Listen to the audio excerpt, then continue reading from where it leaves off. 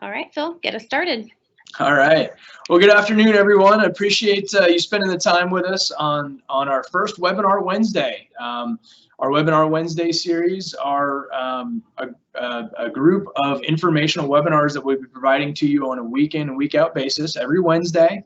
And we're doing this because we weren't able to join you all in person at our annual meeting. And so we wanted to make sure that we continue to provide some high quality content and some information that we think will be very valuable to you as we get ready for our delegate session next week on the 12th.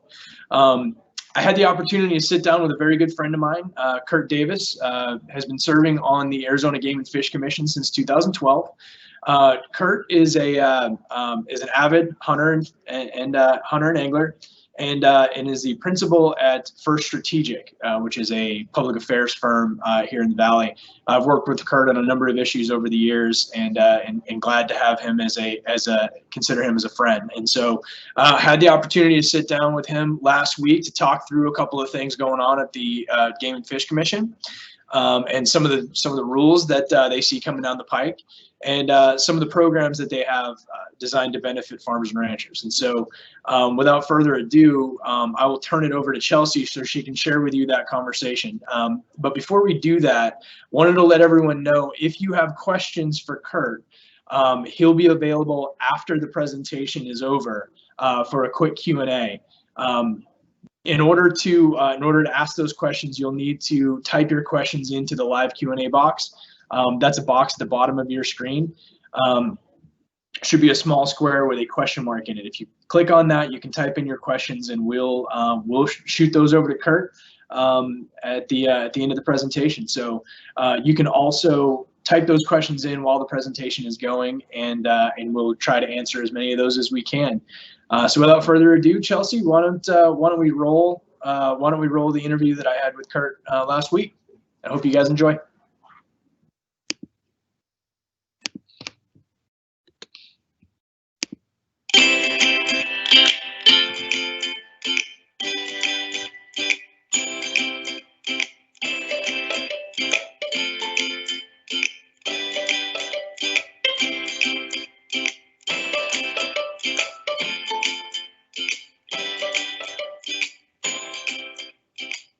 Hi, good morning.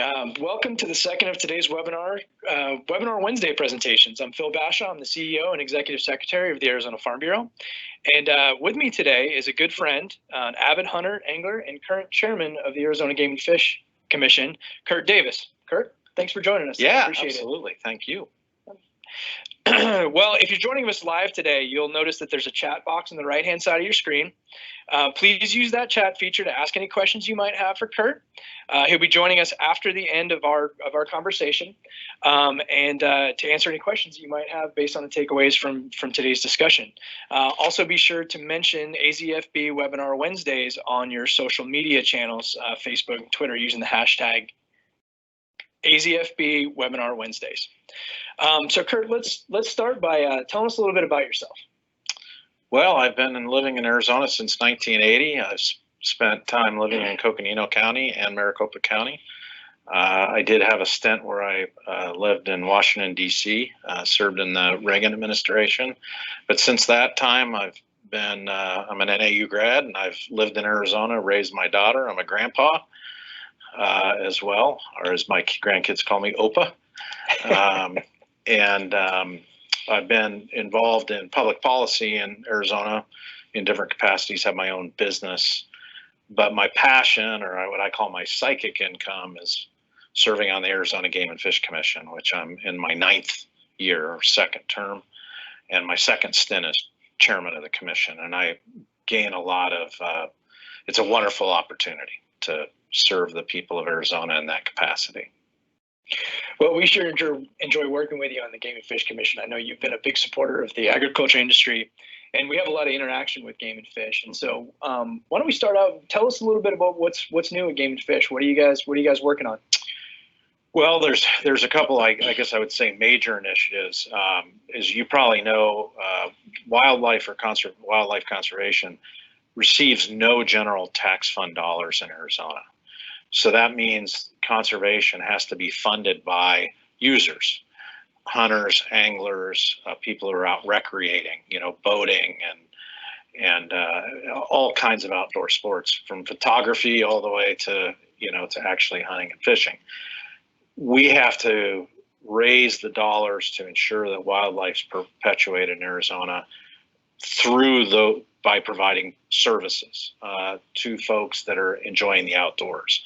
That's how you fund the agency. So there's been a lot of effort in expanding the reach of Game and Fish to really hug all of our customers, and as well as provide meaningful outdoor recreation.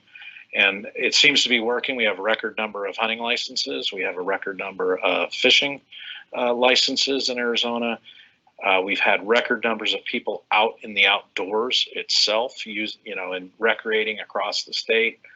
And that's not the normal, what's occurring nationally. Arizona is actually one of the few places where there's been significant growth in hunting and angling.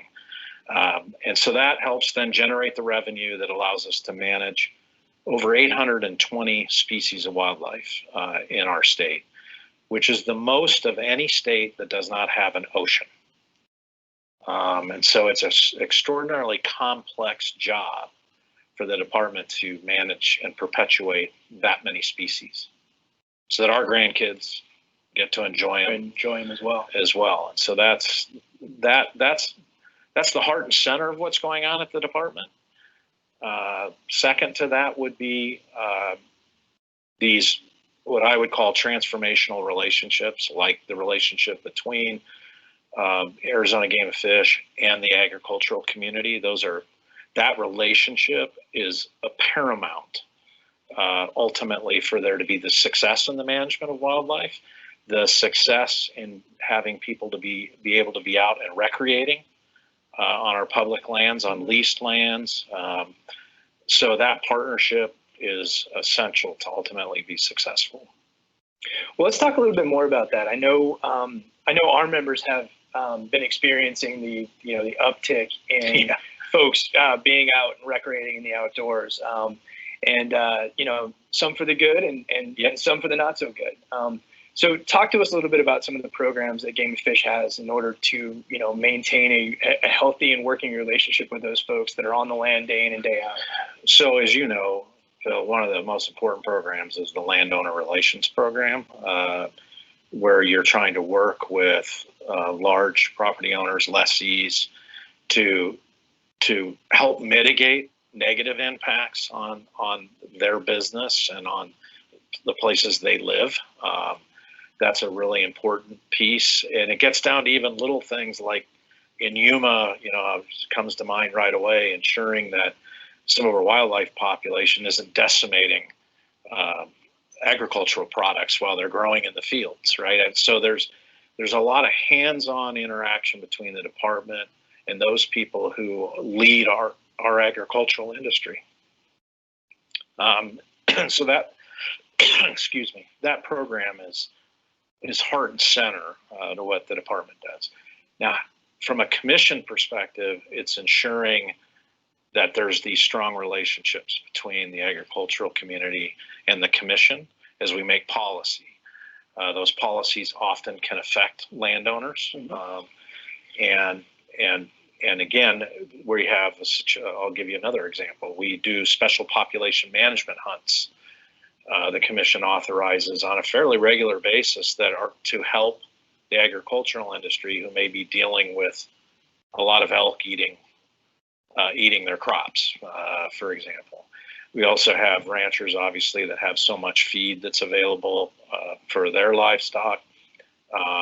And there's ways that we can work with them on our population management of growing population of elk and other ungulates that impact their operations, as well as the humans that interface with their property and their operations. And so law enforcement's a piece of that, working with the landowners to ensure that we're doing everything we can to create a positive experience between sportsmen and women and these agricultural interests or lessees, that kind of thing. Right. One of the things that our folks have been talking about quite a bit is increased education to let folks know that that there are people who make their livelihood from these outdoor areas and to recreate in a responsible and respectful way. Some of the things that we're continuing to talk about internally at the Arizona Farm Bureau. If some of our members out there listening weren't familiar with the landowner relations program or wanted to get more involved, how would they go about that? Probably the simplest way, because I'm just thinking that we could do it the quickest and make sure that they get the support they need. I'm always happy if somebody wants to email me at kdavis@azgfd.gov. That's my email. I will immediately forward that email to the landowner relations, the staff that we have that works on that. And it'll be good for me to know somebody has said, I want to have contact with the department, find out more about what's available to me. So I would say that would be the quickest. Just email me at kdavis@azgfd.gov, and I'll make sure it gets in the pipeline. Yeah, we'll make sure. Yeah, they can go to the website too, and there's a landowner relations. Oh, okay. That is listed on the website. But if they just don't want to deal with that, send it to me, and I will make sure that it moves on. Excellent. We'll make sure that we get your email address in the chat box or somewhere else. The folks that are watching. So one of the other things that our members have been talking about, and it sort of relates to this increase in outdoor activity and folks going out on these leases and agricultural lands. We've seen an increase in the use of game cameras out there on these lands in order to detect wildlife on ranching lands and that type of stuff. Can you tell me a little bit about what the commission is doing or thinking about in terms of the use of game cameras? Yeah, that's a great question. Let's also start with many years ago when game cameras came on the scene. They were a very expensive product, and quite frankly, most people didn't have access to them. And over time, like most technology, it's gotten cheaper and cheaper. And so then you've seen an advent and the growth of the use of that technology. The commission, a couple of years ago, we opened a rules package and we had to look at game cameras from two different forms of technology. There's the transmitting game cameras that are hooked via cellular signal, and then there's I guess they call them the traditional game cameras, where the old-fashioned ones, so to speak, where you had to go in and pull the SD card out, load it on your computer, put an SD card back in, and we're dealing with two forms of technology in the game camera field.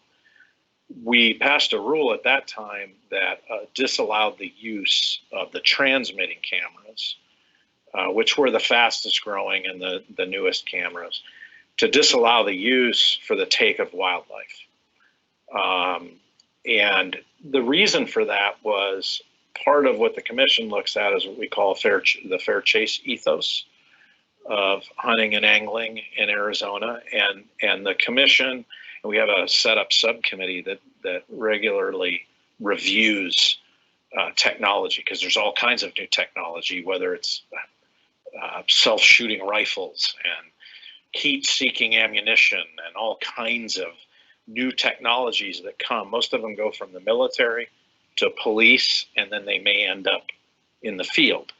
And so part of the commission's job is to evaluate those technologies to ensure with the department to ensure that the technologies maintain a status of fair chase.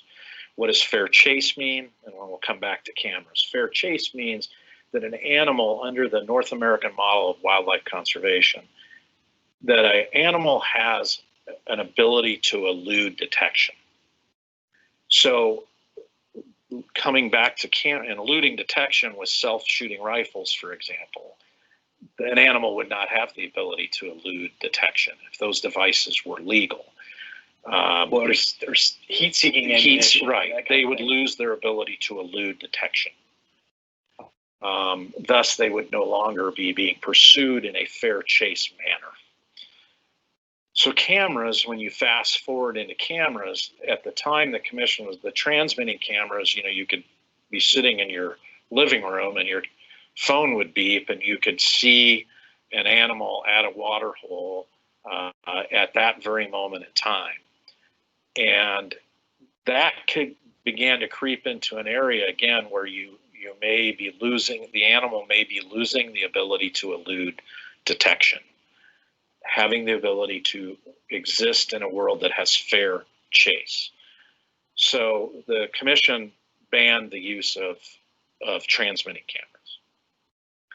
Ultimately, the motion to ban the use of non-transmitting or traditional game cameras was not successful.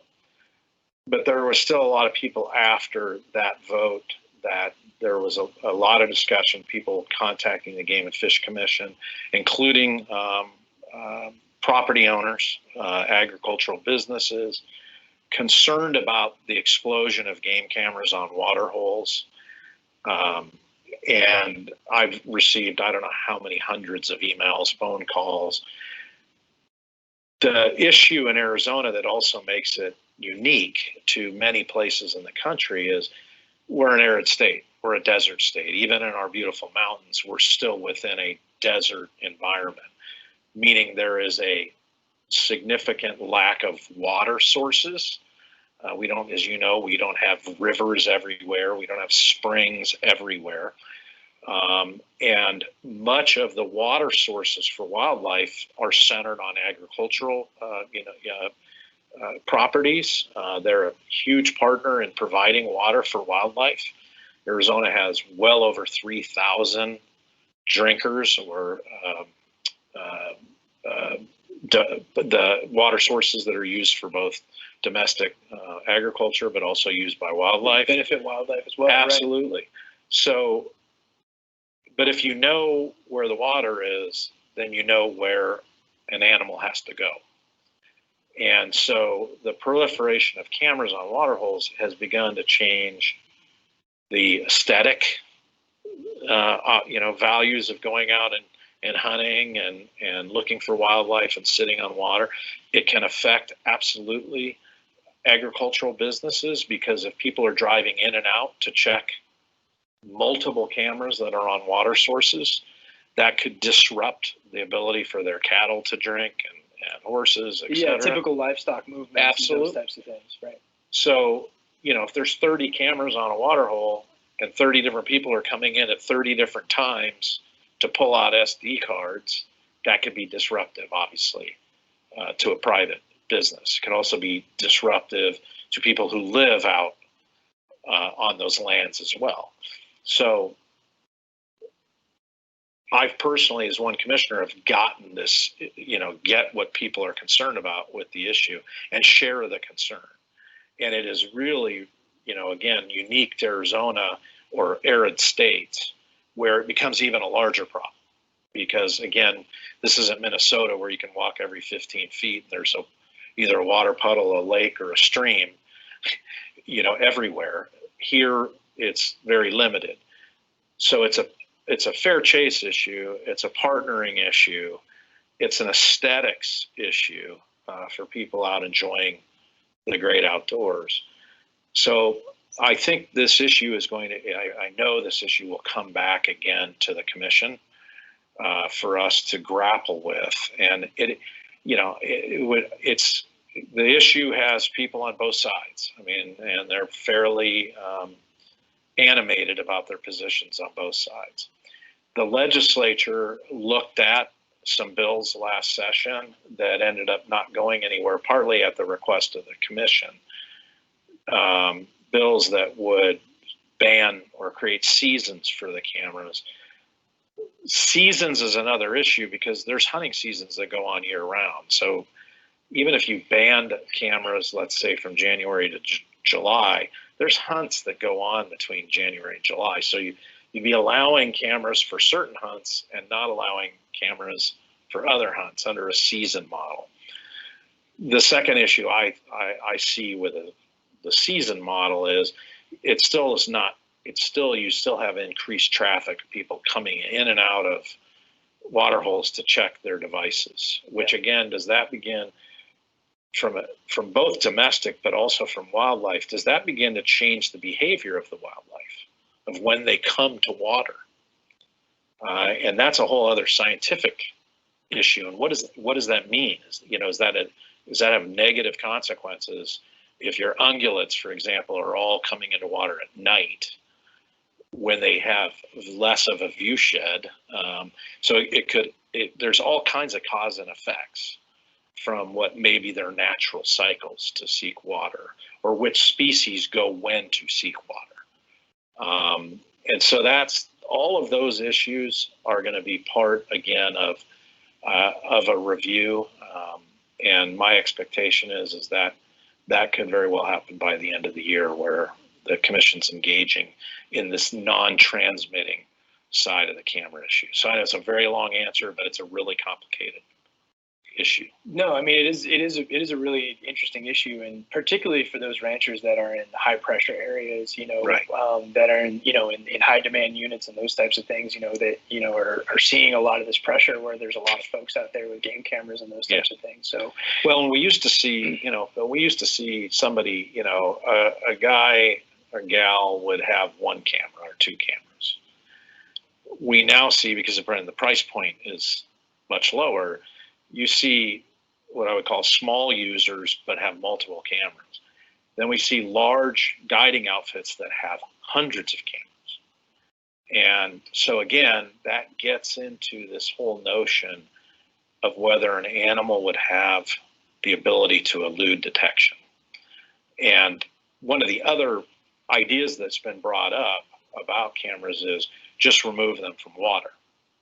And on its surface, that makes some sense, right? If the commission were to say you can't use cameras for the pursuit of wildlife, for the take of wildlife on waters, you have to be 400 yards away from water. On the surface, that sounds like a potentially good idea, but if you think about in practice, what could happen is you could end up with more cameras, because you could end up with people putting cameras up on a 400-yard away from water perimeter, right? Yeah. So you can end up with more cameras. And that's the kind of stuff that the commission has to really think through. Under the primary responsibility to ensure that the take of wildlife is done in the most ethical and fair chase manner that is possible. And as the state's population grows, you have to kind of look out in the future as a commissioner and say, okay, if the population doubles in the next 15, 20 years, how many more cameras does that mean? What other impact will there be on our agricultural partners, on private property owners? So that's the tough part of being a commissioner, because you should be thinking about 20 years down the road. Sometimes thinking 20 years down the road can make you a lot less popular. But that's kind of a responsibility of a commissioner, is to be thinking 20 years down the road. So I'm worried about the proliferation of cameras from an aesthetic standpoint, a fair chase standpoint, from a partnership with our agricultural friends. From all those standpoints, I've been personally concerned about cameras since I've been on the commission. And again, we kind of got half the apple with the transmitting, but I think finishing the discussion and re-looking at this is going to be important on the non-transmitting. Yeah. Now, you made an important distinction when we first started this conversation. You said that those concepts would be to not allow the use of cameras for the take of wildlife. Correct.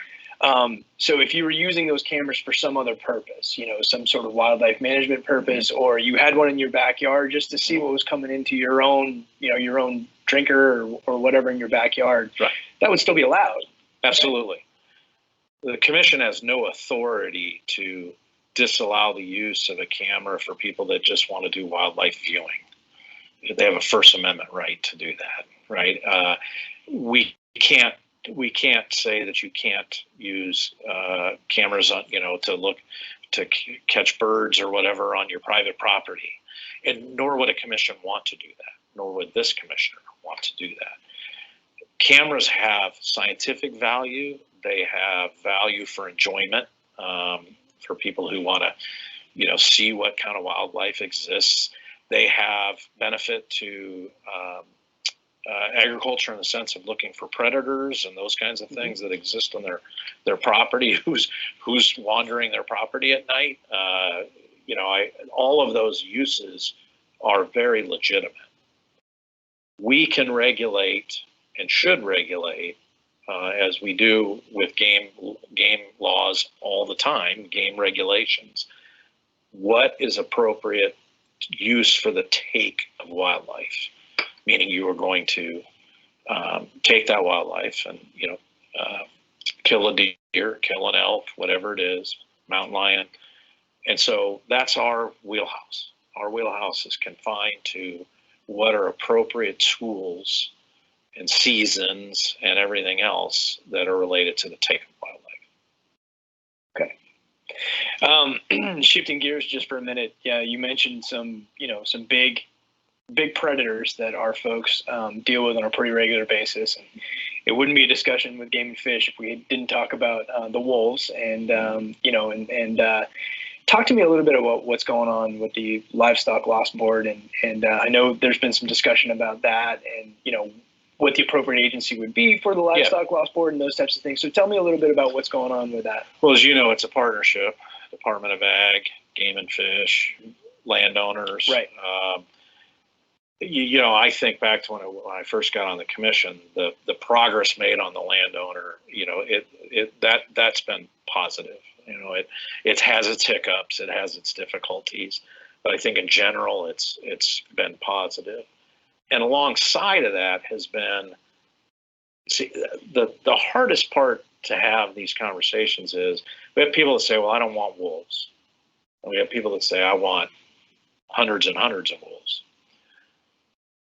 They're an endangered species. There is a federal reintroduction program.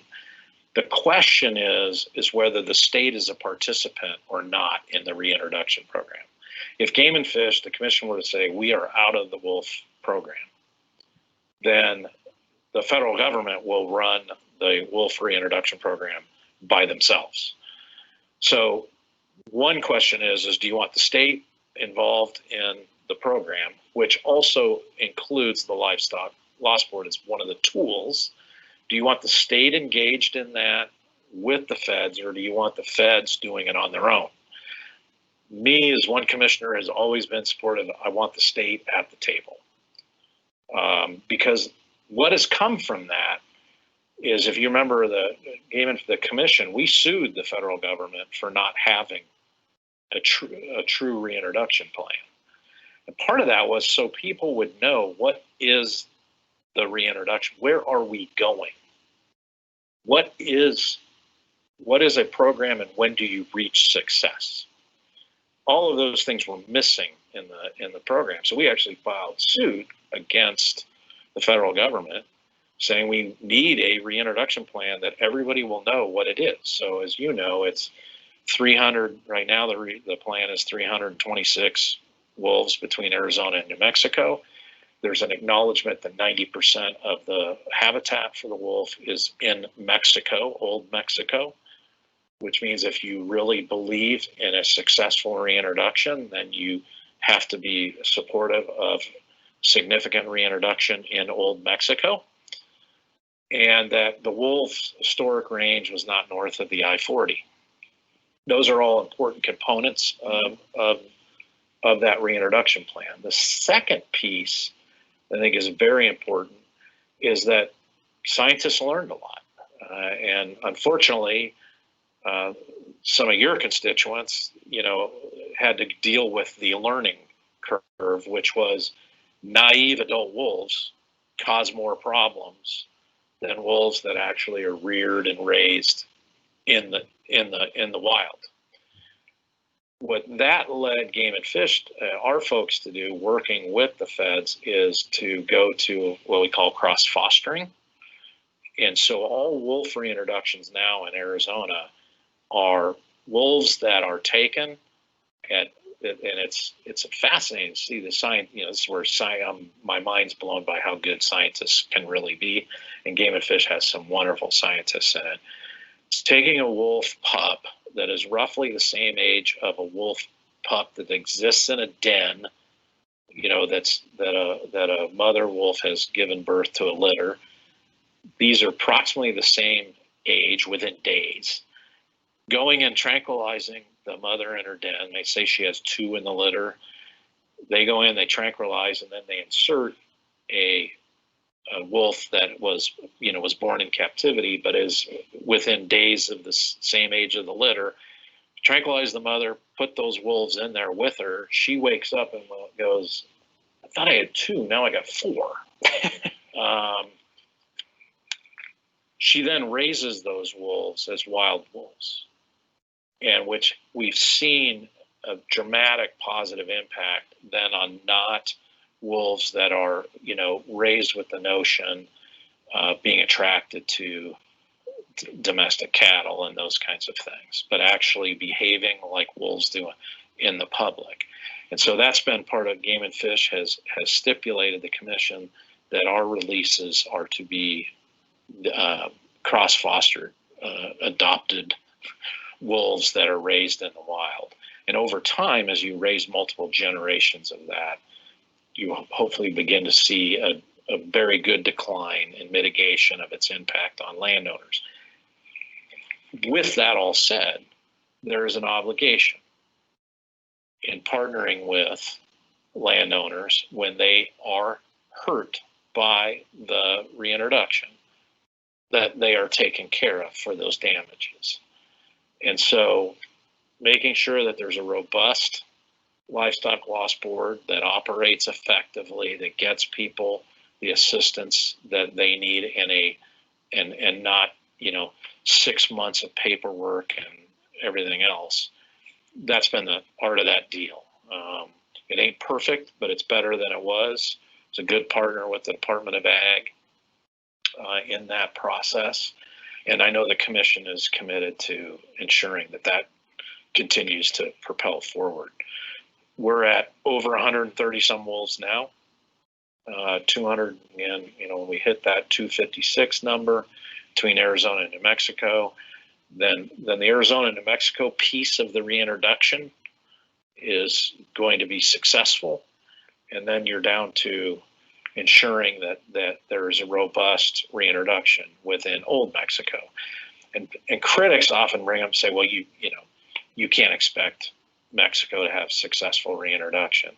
There are multi-country reintroductions of species all the time. This is not new. And they have been effective and across, there's actually treaties among countries about the reintroduction and the management of wildlife. And so this is not new territory. It's just making sure that we're actually committed to doing it. Do you see opportunities for improvement in those programs that are designed to help those landowners and those livestock producers that are experiencing those losses? Yes. I hear from time, is the turnaround quick enough? No. could the process be, and other potential expenses that could be paid that will help mitigate the actual loss of wolves, right? Being more creative, some people, can we use funding for range riders, for example, that'll keep wolves away from,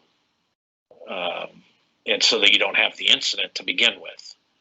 So as a way, opposed to waiting until livestock is killed, try to prevent the livestock. That makes sense to me. And so what other mechanisms can we use to actually prevent the loss of livestock? So then, then they can avoid being on the train of trying to get reimbursed for the rightful loss of their product. Right. Well, I think I think you ask any of our folks that are dealing with wolves right now, they'd rather have the cattle than the check, and so they sure. they'd like to avoid that loss to begin with. So do the preventive. Right.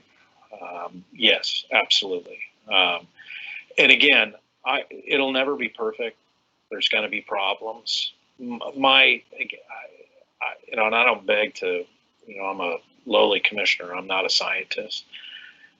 But I think as we get a mature population that understands the wild not being reared in captivity, and that genetic imprint occurs for multiple generations, those wolves will become less problematic. But also at the same time, my biggest fear since I've been on the commission is if the commission, at one time we were contemplating withdrawing from the entire program. And I was very concerned about if we just left it to the federal government, their willingness to roll over our local property owners, ag businesses, I was very worried about that.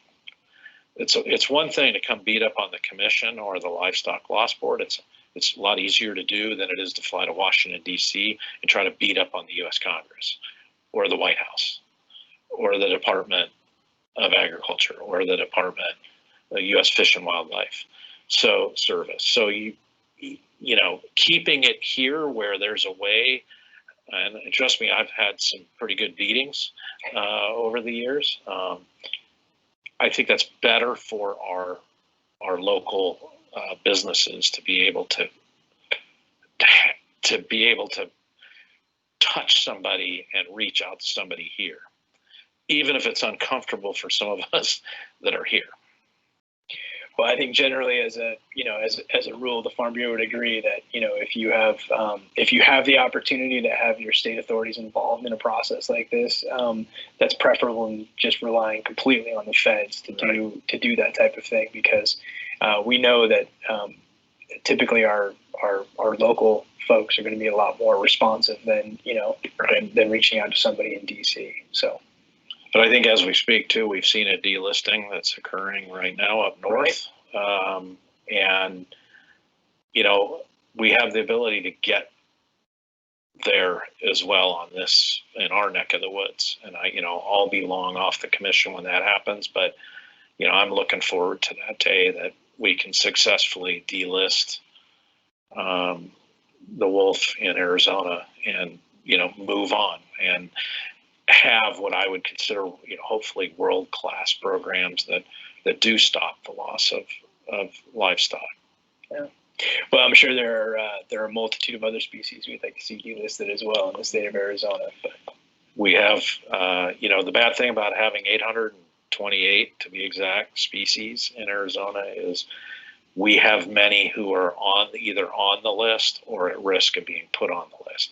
And that's another important thing a Game and Fish Commission does, working with the department, is trying to be proactive so that the state is not harmed economically as we ensure that these species are perpetuated into the future. And one of the good examples recent that I view as a huge win for Arizona, the Game and Fish Department had done an extensive amount of work on the desert tortoise. And when that battle ensued about whether that should be listed or not, the scientific data was there to disprove the notion of putting the tortoise on the endangered species list. Those implications economically for Arizona was billions of dollars of economic activity.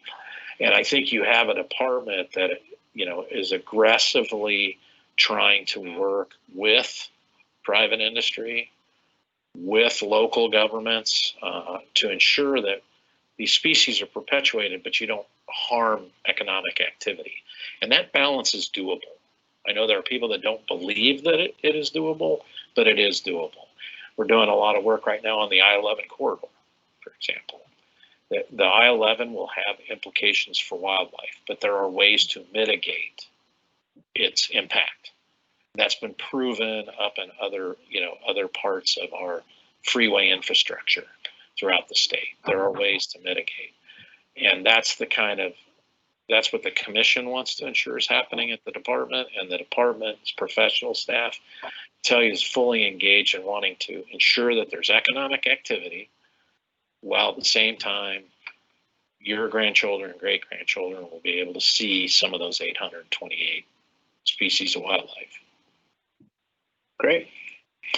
Well, Kurt, we spent a lot of time today. Do you have any closing thoughts for our folks that are viewing us live and then and be watching the recording later? Just a big thanks for you, Phil. I mean, I see Phil at the legislature all the time, and he's a great advocate for the Farm Bureau. But we were talking about the supply chain before we started this conversation, and I learned a lot about the supply chain, like everybody else did when COVID hit, and I'm so thankful for the people that take the risk of providing my food, my family's food. I do it in a complex political environment, complex economic environment, a complex economic environment. Hats off to the Farm Bureau and the people that are in the ag industry in general. They're heroes that a lot of times we don't say thank you enough to. So when I'm eating a steak tonight, I'll remember who helped put that on the table. We'll be sure to pass your. Because I'm not getting an elk steak because I didn't get drawn for elk, so there won't be any elk steak on the table. Well, Kurt, it's so great to have such a great partner at the Game and Fish Commission. To work with us and work with our members to ensure that we're both fulfilling our missions. Yours, to benefit wildlife, and us to continue to feed a nation. So great to have this partnership. Appreciate your time today and explaining to us what's going on at the commission and helping our folks as they prepare for our big policy discussion. In November. So thanks again. Yep. Thank you.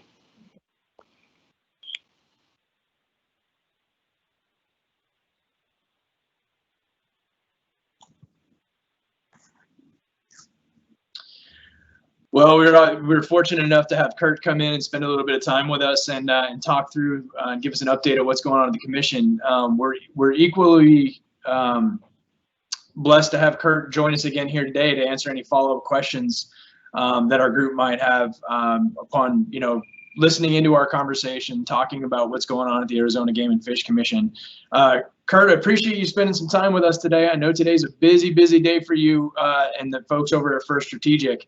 But appreciate you stepping away for a minute to answer some follow-up questions from our folks. You bet. Well, hey, so the first question we had come up, it was talking about some of the increased activity that our members are seeing out there on their ranches. And the question comes from one of our folks, and it's how do we educate hunters on the costs incurred by ranchers related to allowing hunting on their properties or their ranches. We have costs related to picking up trash that's left behind, cut fences, gates left open, and off-road cross-country travel. Is there something that we could do better, or that we could work with the department on to help educate those hunters on the costs related to allowing folks on those properties? Yeah, I think there's a lot of opportunities. Let me start though. This question comes up fairly regularly, and in my conversations with ranchers, which I enjoy very much, and others who are that are on our public lands, whether they're lessee, private, combination of both. A lot of times, you know, we talk about hunters causing specific problems on people's property or their leased properties. And as you probably can guess, it's not always hunters. Sometimes it's people that have nothing to do with hunting. It's just people traversing our lands, whether it's on OHV vehicles or whether it's trucking around 4-wheel drives, blah, blah, blah. So I always like to caveat that. The assumption that it's hunters sometimes is not entirely accurate. But with that said, there's also a recognition that, you know, hunters, what I guess I'd say poor etiquette hunters have and cause damage, and some of them haven't always done what they should as far as taking care of the habitat by not leaving trash. There are ways to increase that communication. As you probably know, the department has a very robust digital campaign that is always doing with hunters, and quite frankly, non-hunters who are on our state's land, state land, Forest Service land, as well as private land. And that could always be amped up. There could be, you know, joint communications, for example, with the Farm Bureau. That would be one device. The second device, obviously, is as we better our landowner relations efforts, which is actually something that's going on in one of the subcommittees that I appointed as chair of our commission. Our commission has several subcommittees, and that's where 2 commissioners can work between meetings. And landowner relations is one of those areas that we're actually engaged in a pretty significant review of what improvements can be made. And this would fall in that realm in the sense, are we doing the best job possible to help educate and train our constituents that are roaming across all these different forms of public and private land? So answer the question, yes. Also enforcement. You know, we do revoke hunters for example, leaving trash. I've done it a couple times that I can remember in the not too recent past as a commissioner, you know, voted for revocation of hunting privileges for people who were dealing trash, and in that case also the cutting offenses as described by your questionnaire. So enforcement is also a piece of this. Our officers, you know, obviously care about the habitat and they care about people's private property rights, and you know, enhanced enforcement, making sure people understand that's a problem. This, like any other issue, and then I'll shut up, I know it's a long-winded answer, but this, like any issue, you know, I call it the 97-3 rule. 97% of our constituents obey hunt regulations. They obey traffic, you know, where people, they can have their vehicles. They obey, you know, what kind of weapons they can use in the pursuit of whatever species it is. They're good people. They do what they should. They care about the land and the habitat. And then there's 3% of people that are out of compliance, and they're out of compliance on all kinds of things. And unfortunately, I think there's a direct correlation to those who are out of compliance on our public lands. They may be out of compliance with all kinds of things, from speeding laws, drinking and driving, et cetera, et cetera. So that's the tough nugget. We're not dealing with the majority here. We're dealing with a small segment or small minority of people that are out in our public lands and our private lands.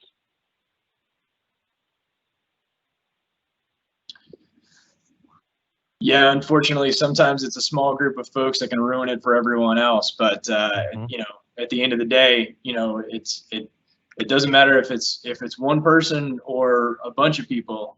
You know, we've got folks out there that feel the brunt, and you know, and I think, Phil, I think the hole in it is not a fun thing at the end of the day. And I think, you know, you bring up a good point, and I should remind there, if a particular landowner is having, you know, let's say they are just having problems day in and day out, or week in and week out, if they contact the department there will be several things that happen. They will look at enhanced enforcement. I can give you an example. South of Pima County, we have an area that gets hammered pretty hard, and there was pretty dramatic increase in enforcement. We actually worked with the lessee. In this case, they're a lessee in minimizing access in the sense point of not stopping from hunters from having access, but minimizing. There were multiple ways to get to the same places, and we worked with the landowner to reduce those. So then that helped obviously with enforcement. And so the department will absolutely work with landowners, and it's interesting if they do contact the department, because sometimes we can identify hot spots in particular. And as you can probably gather, the closer you are to some of the urban areas, oftentimes those can typically be more hot spots than some of the more remote areas. So anyways, that's another option. I don't want anybody to sound like we would blow it off. We certainly wouldn't. I appreciate that, Kurt. So we talked last week. We talked a little bit about the livestock loss board, and I know that that's going to be a topic of discussion amongst our members coming into our annual meeting. Do you anticipate another effort to maybe move that to the Department of Agriculture? And if so, what types of things should our folks be considering when they debate or talk about policies related to, moving the livestock loss board or having that go to a different agency? Our position has always been, Phil, this has been, the department / commission has been fairly agnostic on that issue, meaning we want the constituents of that deal with that board to be most comfortable with what they think is best for them. So we've tried to not, we've tried to kind of stay out of the issue. The only time sometimes we bring things up, which is by accident, can you create more administrative headache for those constituents by it may look good on paper, but then when you look at the funding sources, how those funding sources come in, and you can end up complicating it. And so all we try to do is provide, I guess I would say it, agnostic advice and counsel. Here's the upside, here's the downside. Have you thought about this? Have you thought about that? At the end of the day, I know the commission and I know the director. I've talked actually to Director Ty Gray about this on numerous occasions. We want to do what the constituents that are impacted by this program feel is best. And so part of that would be getting guidance from your organization, for example, about how they feel about it. It's, I know it sounds like people sometimes think it's a very simple operation, but it's not. It's complicated. And it's mostly complicated because of the intertwining of both state and federal law, statute, funding streams, et cetera. So it gets complicated, and it's, I know that can be frustrating for people, but we would look a lot to your advice and counsel on it, because we really have been agnostic on it and have tried to just make it work as good as possible under its current configuration. But if people have a strong feeling the other way, that's not going to be something that the commission, the department, this isn't some deal where you're trying to protect, the bureaucracy is trying to protect its authority or, programmatically. There's no benefit from a bureaucratic standpoint. If you want to look at it in reverse, there's no benefit. It requires resources, time, and effort. And so if people think it belongs in a different configuration, we will absolutely listen to that. Well, I think that request for guidance is timely, considering we're, preparing for our delegate session next week, where our folks will be, refining and discussing and refining our policies as an organization. We've got a couple. I always ask the question in reverse in those deals, which is, are you fully ready for what you're asking for? That's but that we would love I'd love to hear the advice and counsel, and I know that our director and professional staff will have zero problem with receiving that from the Farm Bureau. So we've got some additional questions from our folks that are joining us live today. One question was about filling open game manager positions, and if possible, give an update on Unit 29. Have you guys been able to fill those open positions? Can you ask that again? You broke up a little. I apologize. Yeah, the question from our member is, has Game and Fish been able to fill all of the open game manager positions? And in particular, I think they're curious about Unit 29. Mm-hmm.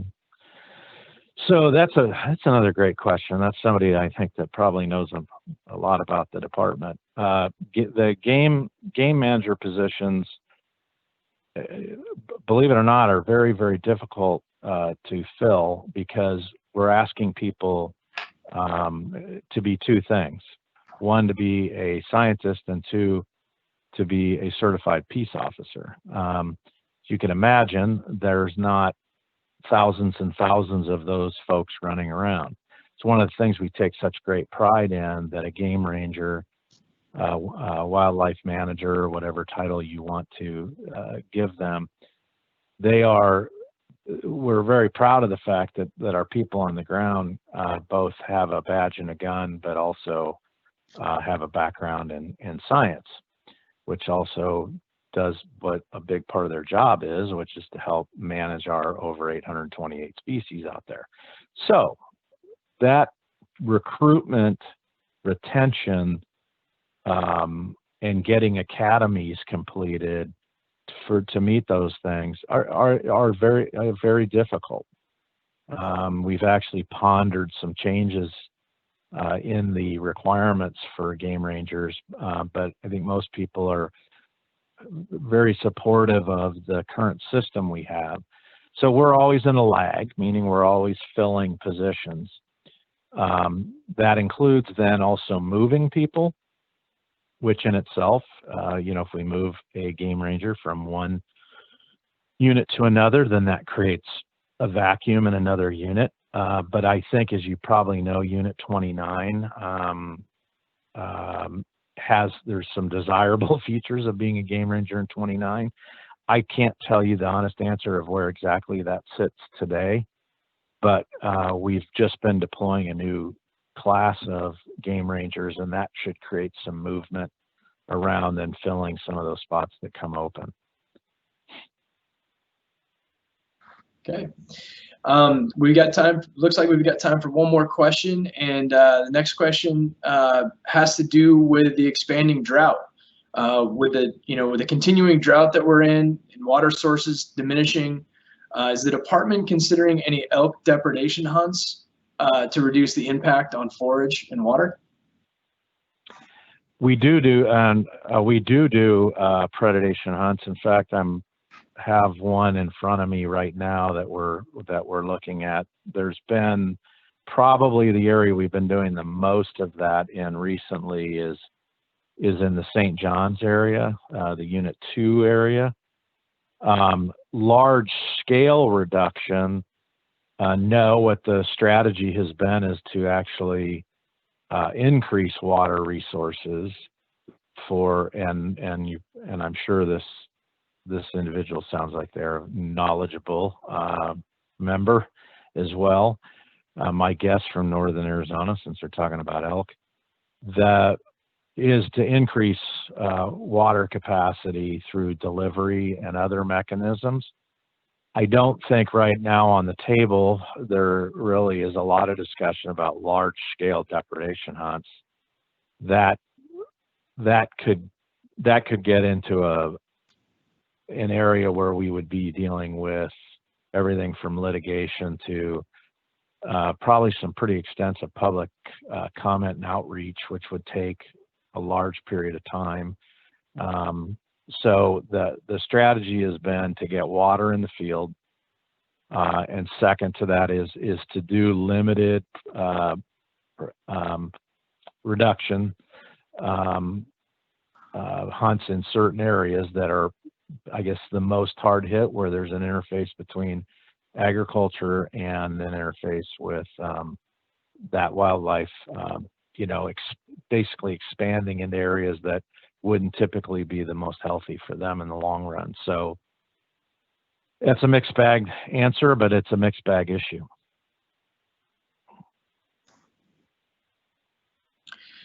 Doesn't appear that we have any more questions today, Kurt. And I know we've taken a lot of your time, and really appreciate you being so generous with your time. And I know you've got a lot of work to do today to analyze those results coming in from yesterday's election. So, but we sure appreciate you spending some time with us, Kurt, and appreciate your partnership, and appreciate all you're doing to help the ag industry at the Game and Fish Commission.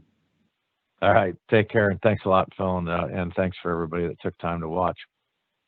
Yeah, thanks again, Kurt. Right. And that concludes our webinar Wednesday for this afternoon. Be sure to sign in and sign up for the webinar Wednesdays next week. We have our esteemed president will be giving an address to the group.